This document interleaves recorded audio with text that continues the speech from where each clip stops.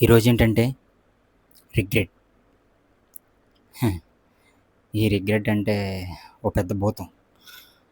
ఒక 5, 6 ఏళ్ల నుంచి గట్టిగా తినేస్తుంది. అంటే ఒక పని చేయాలనుకున్నప్పుడు చేసేయాలి. అది అనుకోవడంతోనే ఆగిపోయి, చేయకుండా ఉండిపోయి, అర్రే! అప్పుడు ఇలా చేసుంటే బావున్ను అని కొన్నాళ్ళ తర్వాత రియలైజ్ అయ్యి, అది మిస్టేక్‌లా మారిపోయి, ఆ రియలైజ్ అయ్యాక కూడా అది రిపీట్ కాకుండా ఉండకుండా చూసుకోవడం మానేసి, మళ్ళీ, మళ్ళీ, మళ్ళీ అవే మిస్టేక్స్ చేసుకుంటూ పోతే రిగ్రెట్సే రిగ్రెట్స్. అదే మంచి పని చేయాలనుకుని మొదలుపెట్టి, అది పూర్తి చేయకుండా మధ్యలో ఆపేయడం, రిగ్రెట్ ఫీల్ అవ్వడం. అలానే చేసేటప్పుడు తెలియకపోయినా, చేసేసాక తెలిసినా, అవి తప్పులైనా, మళ్ళీ రిపీట్ చేయకూడదనే ఆలోచన వచ్చాక కూడా మళ్ళీ చేసిన, మళ్ళీ అనవసరంగా చేశానని రిగ్రెట్ ఫీల్ అవ్వడం. హ్మ్. ఏం చెప్తున్నానేంటో. చెప్పిందేంటనేది ఇప్పటికి అర్థమయ్యే ఉంటది.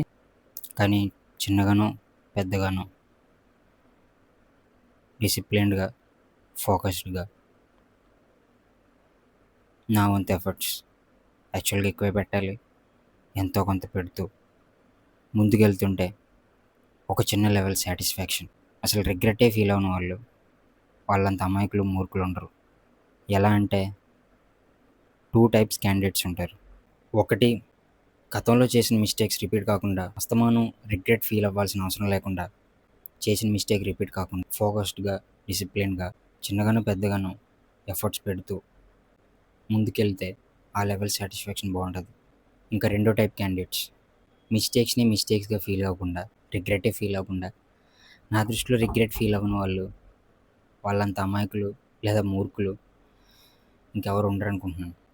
అంటే ఇది జస్ట్ నా ఒపీనియన్ అంతే. రిగ్రెటే ఫీల్ అవ్వక్కర్లేకుండా వెళ్తున్నారంటే కొంతమంది నిజంగా ధైర్యవంతులై ఉండాలి. వాళ్ళు అనుకున్నది సాధించగలిగే కెపాసిటీ ఉన్నోళ్ళై ఉండొచ్చు.